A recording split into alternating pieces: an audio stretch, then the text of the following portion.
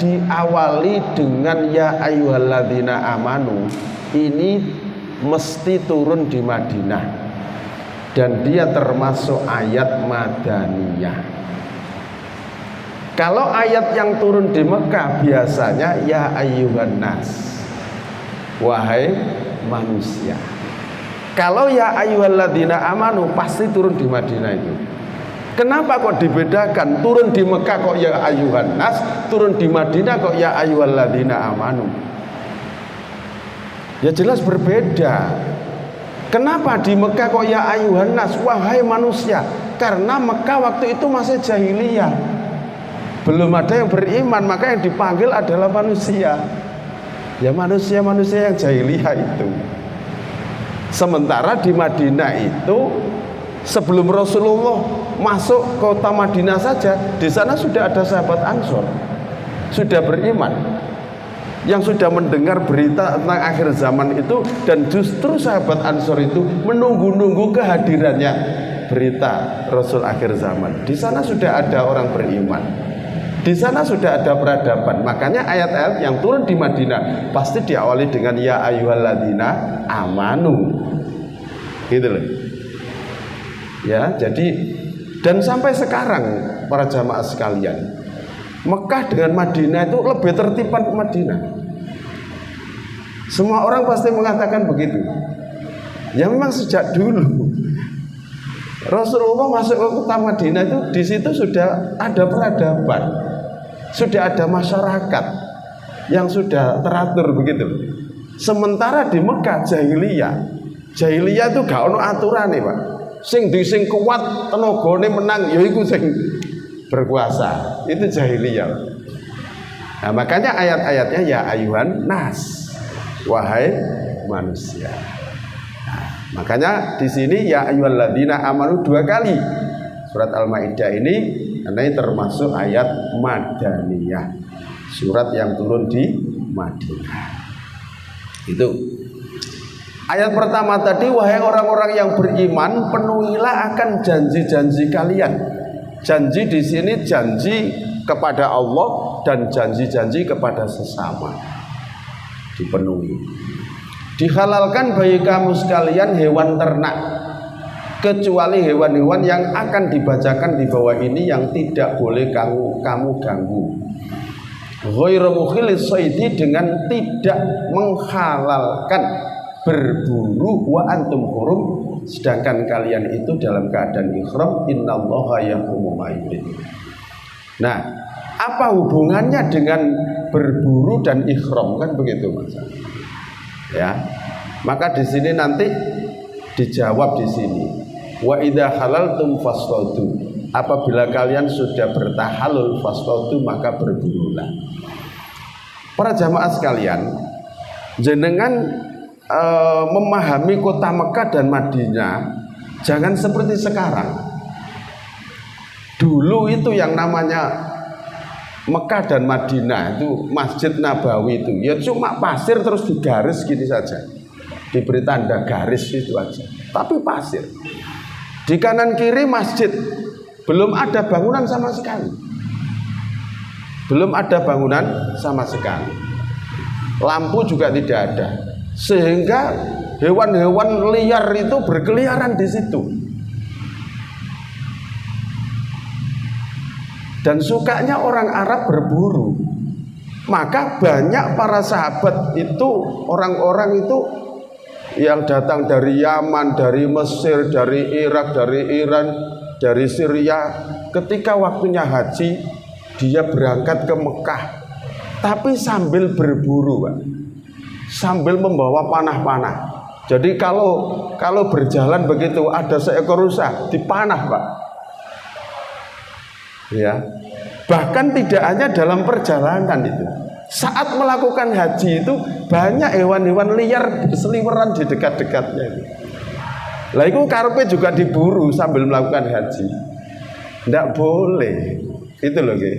Ghairu mukhillis shaidi, dengan tidak menghalalkan, tidak memperbolehkan berburu wa antum hurum, sedangkan kalian masih melakukan ihram haji, masih berpakaian ihram. Jangankan berburu, wong cabut suket aja gak oleh kok. Kan begitu kan gitu. Kita tidak boleh membunuh apapun di situ. Nah gitu loh. Jadi dulu tuh begitu. Hewan-hewan liar itu berkeliaran di kanan kiri masjid saat orang melakukan ibadah haji atau umroh di situ. Nah, maka orang Arab itu haji itu sambil membawa senjata untuk berburu. Itu kebiasaan di sana. Maka ayatnya itu kan ghairu mukhillis shaiti wa antum hurum. Nah, kan begitu. Adapun sekarang ya sudah tidak ada, Pak. Wong sudah penuh dengan bangunan ya. Jadi nggak ada sekarang binatang liar di sana, nggak ada lah.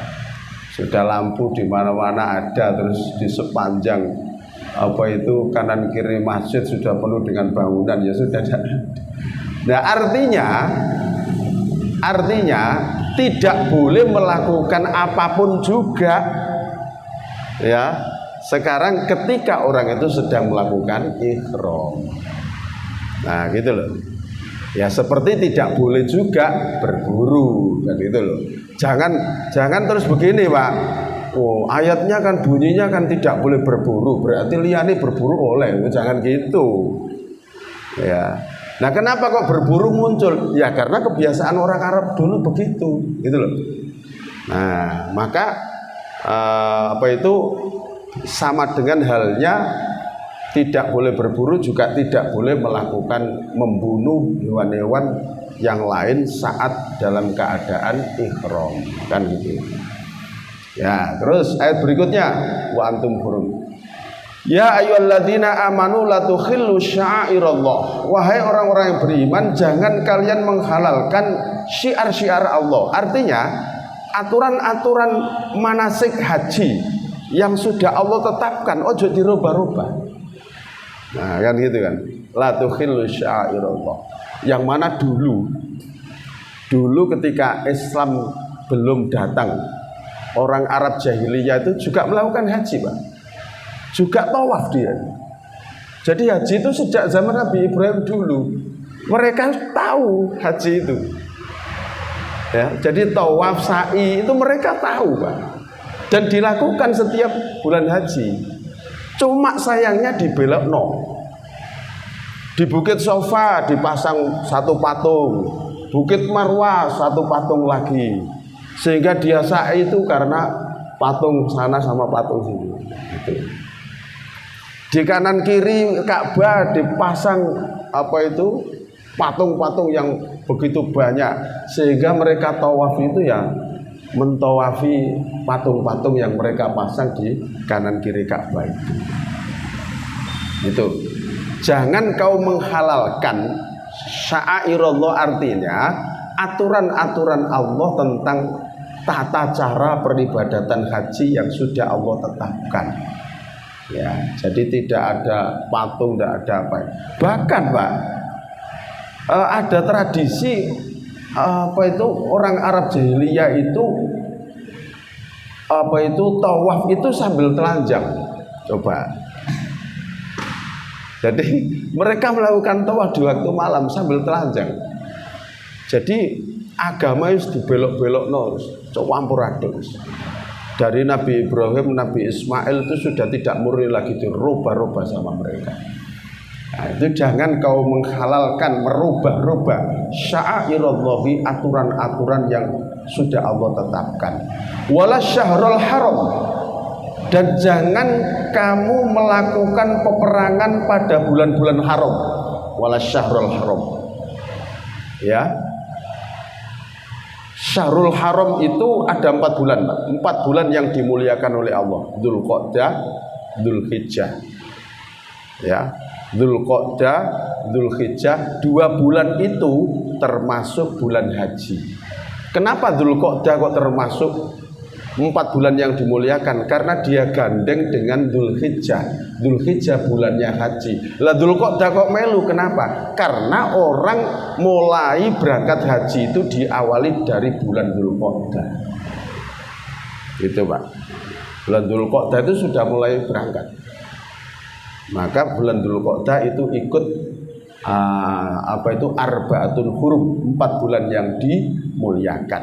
Dzulqa'dah, Dzulhijjah, Muharram. Yang sekarang ini kita berada di bulan Muharram yang dimuliakan oleh Allah, dan bulan Rajab.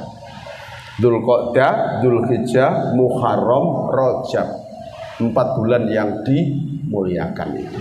Jangan kamu mengadakan peperangan pada bulan-bulan haram.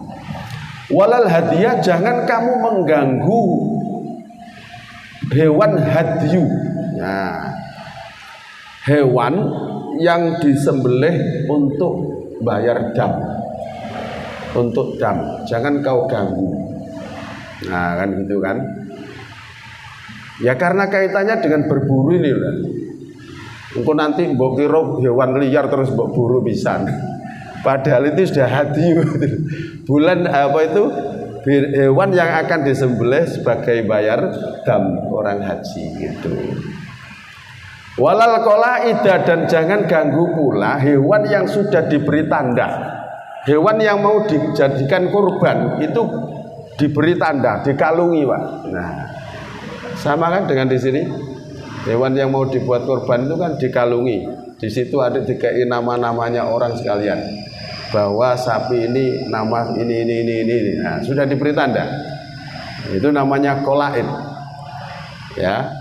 Dulu juga sudah ada. Jangan kau ganggu, jangan kau buru hewan hadyu, hewan yang akan disembelih untuk sebagai kurban bayar dam itu, dan juga jangan mengganggu hewan yang sudah diberi tanda kalung, sudah ditandai untuk disembelih ketika dibuat kurban. Wala aminal baitul haram, dan jangan mengganggu orang yang mau berkunjung ke Baitul Haram, yaitu melakukan haji atau umroh. Ya betahuna, mereka mencari fadlan karunia mir rabbihim, dari Tuhan mereka, waridwanan, dan keridhaan. Wa idza halaltum, apabila kalian sudah bertahalul, fastadu, maka berburulah. Jadi kalau sudah selesai ihram, sudah tahalul, silakan berburu. Gitu. Silakan berburu hewan di dekat-dekat kamu itu, hewan-hewan liar. Ya gitu. Tapi jangan kau ganggu hewan yang sudah hadyu, yang qalaid tadi ini, jangan diganggu. Itu. Sebagaimana bolehnya orang berangkat ke Mekah sambil membawa barang dagangannya. Boleh itu. Kalau ritual haji sudah selesai, sudah tahalul, beber dodolan, boleh, halal hukumnya. Sama juga dengan halalnya ketika sudah tahalul, dia diperbolehkan berburu. Nah gitu loh. Makanya juga banyak juga para jamaah dari Indonesia itu yang ke sana bawa barang dagangan, ketika sudah selesai haji terus buka dagangannya. Gak apa-apa. Ono sing nggo rokok barang dodolan jamaah. Begitu. Tidak apa-apa, enggak apa-apa. Boleh. Tidak dilarang. Itu ya. Tidak dilarang. Jadi pokoknya sudah tahalul ya. Jadi kalau sudah tahalul itu berarti ritual haji kan sudah selesai semua. Tinggal sunah-sunahnya saja. Tuh. Sebagaimana diperbolehkan berburu, maka boleh pula berdagang ketika sudah tahalul. Wala yajrimannakum, dan jangan mendorong kepada kamu sekalian untuk berbuat dosa. Sana'anu qaumin, kebencian kamu terhadap suatu kaum, ansodukum anil masjidil haram, yang dulu pernah menghalangi kamu mau masuk masjidil haram. Antak tadu, untuk kamu berbuat melampaui batas. Ya, pada pas kalimat ini ada orang yang dalam sebuah riwayat ya, ada orang yang bernama Al-Hutam Al-Bakri. Hutam Al-Bakri ini datang ke Madinah saat orang-orang melakukan ibadah haji, kemudian dia menjual barang-barang dagangannya. Setelah barang dagangannya itu habis, Al-Hutam Al-Bakri ini menghadap kepada Rasulullah berbaiat untuk masuk Islam. Nah, begitu, berbaiat masuk Islam. Kemudian setelah berpaling dari Rasulullah, dia pulang. Ternyata mereka itu murtad kembali saat kembali dari Madinah itu. Nah, kemudian pada musim haji tahun berikutnya dia mau masuk kota Mekah membawa barang-barang dagangannya. Seperti tahun dulu dia membawa barang-barang dagangannya ke Madinah. Gitu loh. Nah, para sahabat Ansor dan Muhajirin mendengar kalau Al-Hutam ini akan ke Mekah membawa barang-barang dagangannya, mau dihadang di tengah jalan, mau dihajar. Loh, kenapa? Karena dulu menghalangi Rasulullah dan para sahabatnya mau masuk Masjidil Haram. Tidak boleh. Pada tahun kedua Hijrah, Rasulullah kan mau berhaji ke Mekah itu bersama rombongan para sahabat. Ternyata tidak diperbolehkan masuk kota Mekah. Lalu dibuatlah perjanjian namanya Perjanjian Hudaibiyah. Perjanjian yang di situ disepakati Rasulullah dan para sahabat boleh masuk kota Mekah tahun depan. Oh, begitu. Ya, perjanjian itu sudah disetujui. Nah, begitu. Lalu sahabat Muhajirin tadi itu mau terdorong kemarahannya karena dulu pernah dihalangi itu. Nah, maka ayat ini turun. Jangan mendorong kamu untuk berbuat dosa, kebencianmu terhadap suatu kaum yang dulu pernah menghalangi kamu masuk Masjidil Haram. Karena sekarang dia sudah tidak menghalangi, ya wis jarno gitu loh maksudnya. Ojo dibales. Ojo dibales.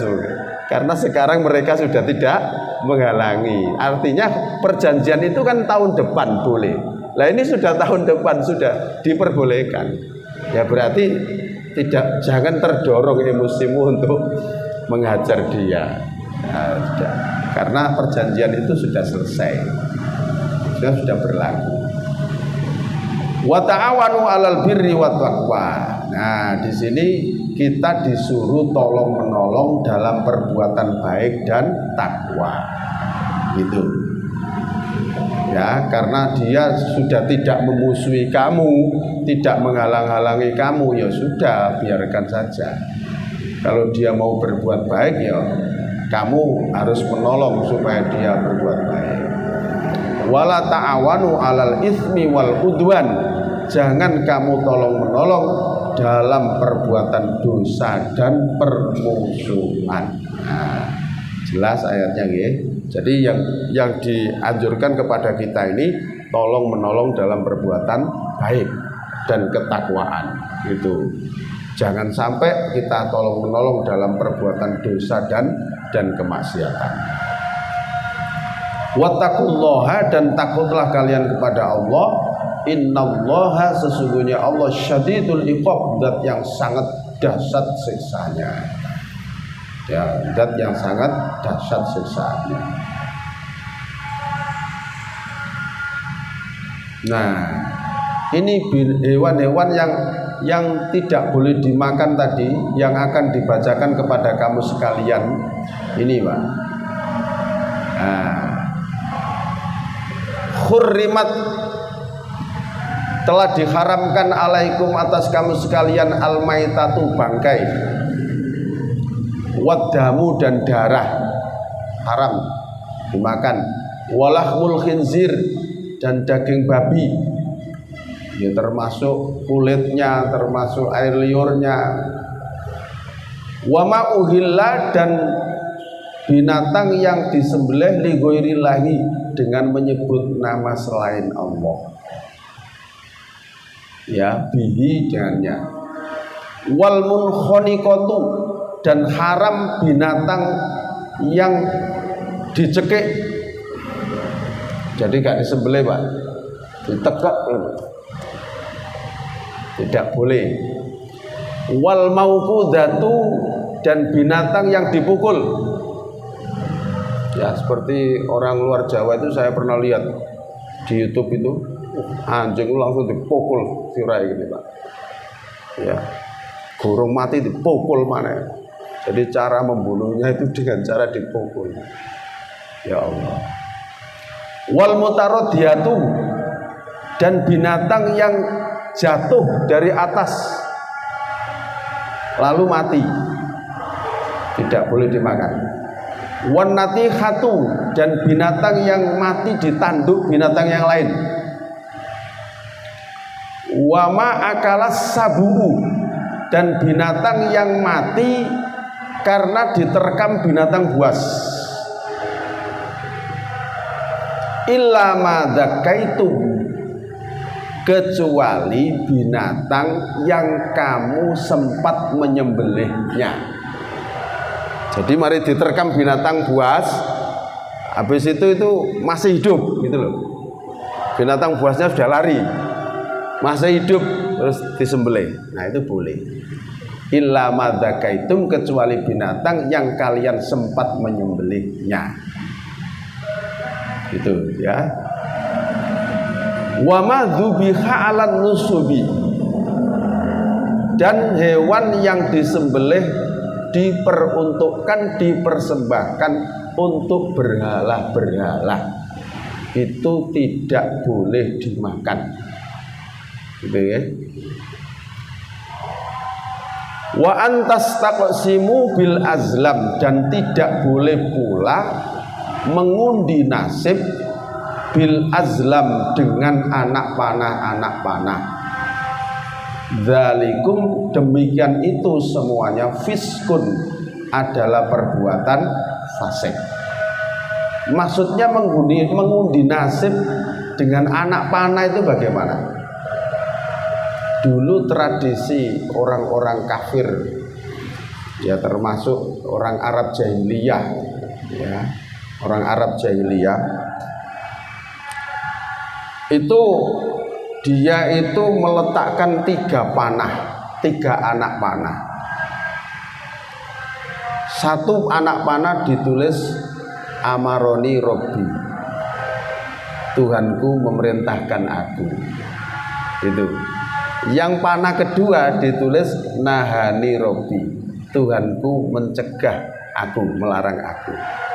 Panah yang satu tidak ada tulisan apa-apa.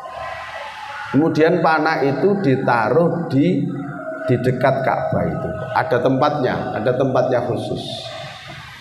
Lah, kalau dia itu mau mempunyai hajat yang besar, mau usaha atau perdagangan apapun, dia ke situ dulu, minta kepada juru kunci Ka'bah, tolong saya diambilkan anak panah yang ada di situ. Ya, misalnya mau berangkat berdagang gitulah, membawa barang dagangannya ke negara Syam, tolong saya diambilkan anak panah di situ. Lalu sama juru kuncinya Ka'bah tadi diambilkan, kemudian diberikan orang itu. Kalau yang diambilkan itu kok anak panah yang tulisannya amaroni robbi, Tuhanku menyuruh aku, berarti dia berangkat. Gitu Pak. Kalau anak panah itu yang diambil kok tulisannya yang keluar nahani robbi, Tuhanku melarang aku, berarti dia tidak jadi berangkat. Kalau yang diambil kok yang tidak ada tulisannya, maka dikembalikan lagi dan disuruh ngambil lagi. Jadi seperti itu kepercayaannya orang Arab dulu, seperti itu. Itu namanya nasibnya digantungkan dengan undian anak panah itu. Itu tidak boleh. Ya. Nah, jadi itu dzalikum fis, itu adalah perbuatan yang fasik. Sama juga tidak boleh menggantungkan dengan suara burung. Oh, biasanya nih ono burung ini wis aku gak berangkat wis. Iso bahaya. Nah, sama saja dengan ini. Suara burung atau apalah terserah. Jadi nasibnya digantungkan dengan benda-benda, tidak boleh. Itu sama dengan perbuatan orang jahiliyah dulu yang sebelum datangnya Islam. Itu al-yauma, pada hari itu, ya Isa, berputus asa alladzina, orang-orang yang kafaru, mereka kafir, min dinikum, untuk mengalahkan agama kalian. Jadi setelah terbukanya kota Mekah, maka pada hari itu orang-orang kafir sudah berputus asa, gak berhasil mengalahkan Nabi Muhammad dan para sahabatnya. Fala taksyauhum, maka kalian jangan takut kepada mereka, waksyauni, dan takutlah kepadaku. Al yauma akmaltu lakum dinakum, al yauma, pada hari ini, akmaltu, aku telah sempurnakan, lakum, bagi kamu sekalian, dinakum, agama kamu sekalian. Wa atmamtu, dan aku sempurnakan, alaikum, atas kamu sekalian, nikmati, nikmatku.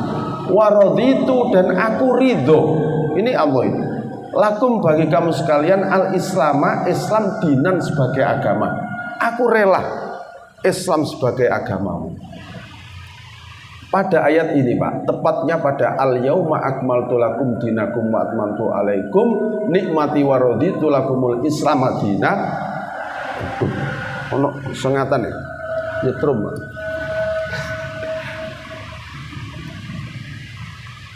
Nah, ayat ini al-yauma akmaltu tadi sampai al-islam dina ini turun di padang Arafah saat Rasulullah melakukan haji wada. Haji yang terakhir dilakukan Rasulullah ya pada tahun ke-10 Hijriah. 10 Hijriah. Rasulullah berpidato di Arafah dengan menyampaikan ayat ini. Saat ayat ini turunnya di padang Arafah pada tanggal 9 hari Jumat setelah asar. Saya lihat di tafsirnya begitu. Jadi ayat ini diturunkan di Arafah tanggal 9 setelah asar. Itu. Setelah ayat ini disampaikan, Pak, sahabat Sayyidina Umar menangis. Jadi Sayyidina Umar itu cerdas, Pak. Cerdas sekali untuk menangkap sebuah firasat isyarat, itu cerdas sekali. Ketika ditanya kenapa Umar kamu menangis, sesuatu yang sudah disempurnakan berarti setelah ini sudah selesai. Maka seluruh ulama tafsir mengatakan terhitung 81 hari setelah ayat ini turun Rasulullah wafat. Isyarat itu sudah ditangkap oleh Sayyidina Umar, menangis. Berarti Rasulullah sudah tidak lama lagi, karena sudah disempurnakan oleh Allah. Persis 81 hari Rasulullah. Maka ayat ini tergolong ayat yang paling terakhir turun di Arafah. Gitu. Ya. Jadi telah aku sempurnakan pada hari ini, ya hari diturunkan itu tadi. Akmaltu lakum dinakum, aku sudah sempurnakan agama kalian.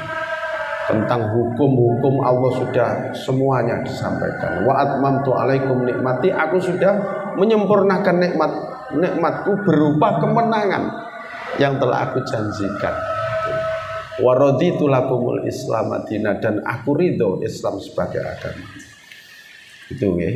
Faman, maka barang siapa yang ulturo dalam keadaan terpaksa fi mahmasotin, ya, dalam sebuah kelaparan, ghairu mutajanifin, dengan tidak bermaksud berbuat dosa, tidak bersengaja li'ithmin, berbuat dosa, fa innallaha, maka sungguhnya Allah ghafurun, maha pengampun, rohimun, maha penyayang. Maksudnya barang siapa dalam keadaan terpaksa untuk mempertahankan hidup, maka jikalau dia harus makan bangkai, makan daging ini, makan daging babi pun itu diperbolehkan, karena dalam keadaan darurat.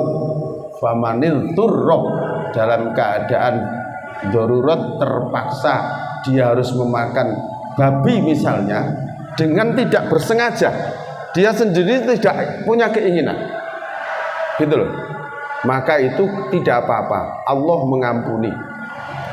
Sekedar makan untuk mempertahankan hidup. Jadi pokoknya wis iso urip, ya aja diterusno. Engko dadakno malah dibungkus barang kanggo meneh. Ya gak darurat iki jenenge. Berarti sampean dhewe seneng. Ini hatinya pun tidak menyukai. Aku gak kepingin mangan itu, gak terpaksa. Itu kan. Nah, jadi ya sekedar sudah tenaganya sudah pulih, bisa kuat berdiri, kuat jalan, ya sudah, udah terus no mangan. Engko diwarek-warekno. Upamane bungkus kanggo meneh, ya gak darurat mana ya. Berarti sampean ya seneng. Itu ya. Nah, ini masalahnya. Ada yang ditanyakan, monggo. Kalau ada yang bisa di-sharing, monggo, Pak. Nggih, niki. Nah, nggih. Nggih. Waalaikumsalam warahmatullahi wabarakatuh.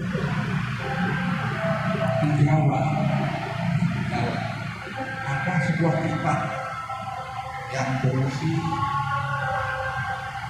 larangan ataupun anjuran untuk mengerjakan sesuatu, misalnya punya hajat yang besar, kamu itu adalah kitab Batal Timur. Apakah itu boleh digunakan di Quran? Ayat Al-Quran yang turun untuk sempurnakan agamamu. Ini berisi larangan-larangan juga. Wah, kalau menurut hari ini tidak boleh.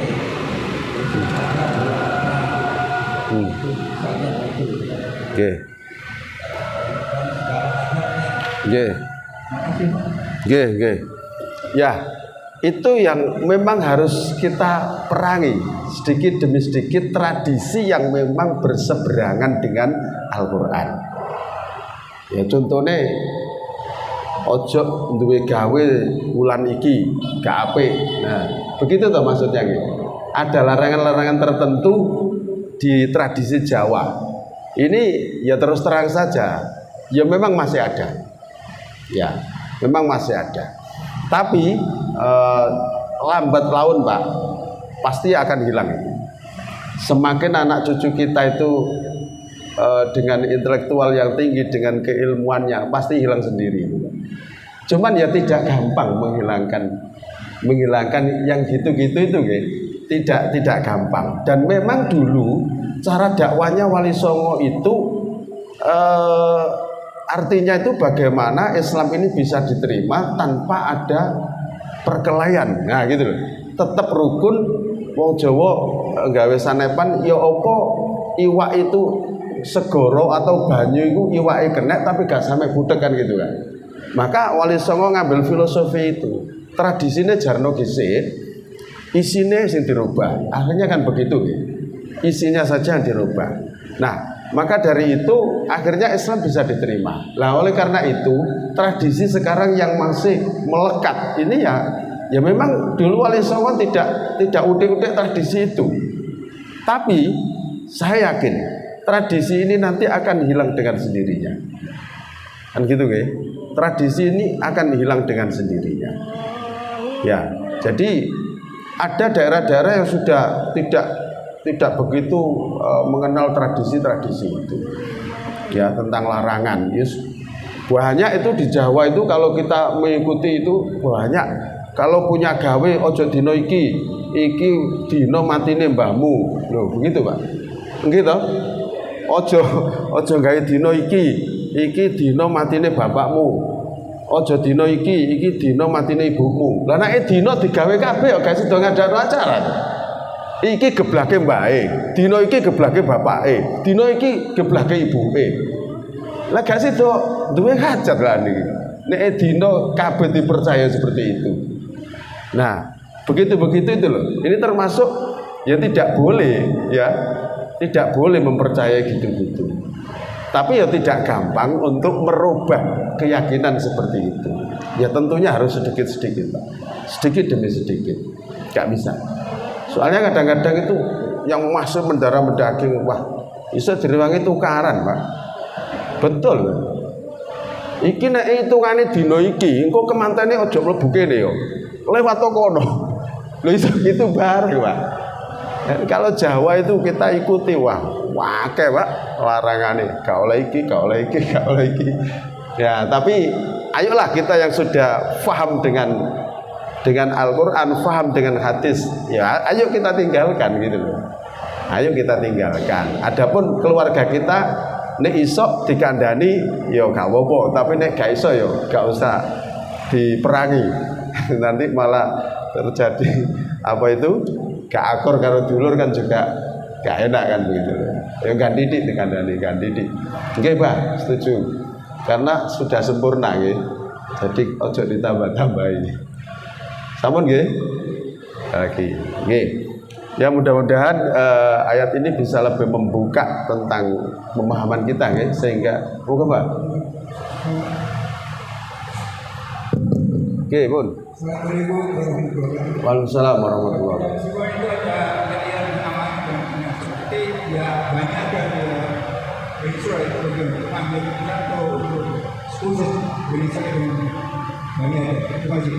Terus nanti mau betul jelas ya. Gimana? Bisa dibantu Pak Roy?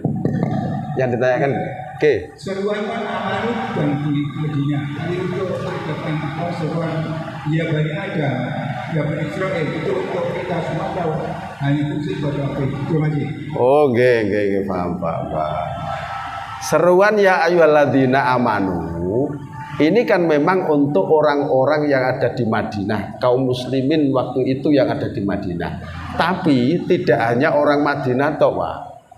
Ini berarti seruan itu untuk orang Madinah dan juga untuk orang mukmin di seluruh penjuru dunia ini kan itu loh. Ya cuman karena Al-Qur'an itu turunnya di sana, jadi pelakunya juga banyak yang di sana kan gitu, objeknya kan gitu ya. Tapi bukan untuk orang sana saja, tapi untuk seluruh, karena Nabi kita ini Nabi akhir zaman, jadi untuk seluruhnya. Betul tak? Nggih.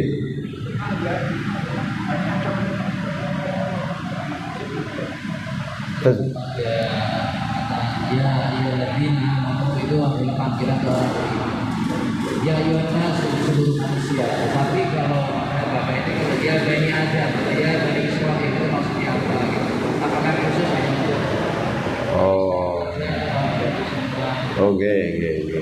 Ya, satu ayat kadang-kadang ayat itu memanggil dengan ya ayyuhannas, berarti itu seluruhnya. Terus ya ayyuhalladzina amanu berarti untuk orang-orang yang beriman, kekhususan nggih. Ya Bani Adam berarti ya untuk anak Adam semuanya. Anak Adam. Berarti kalau ya Bani Adam berarti untuk yang beriman dan yang tidak beriman.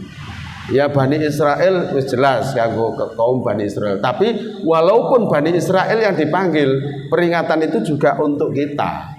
Ngoten lho maksudnya. Juga untuk kita gitu. Ngoten nggih? Nggih. Terima kasih. Kita akhiri dengan doa untuk majelis. Subhanakallahumma wa bihamdika asyhadu an la ilaha illa anta astaghfiruka wa atubu ilaik. Alhamdulillahirabbil alamin. Assalamualaikum warahmatullahi wabarakatuh.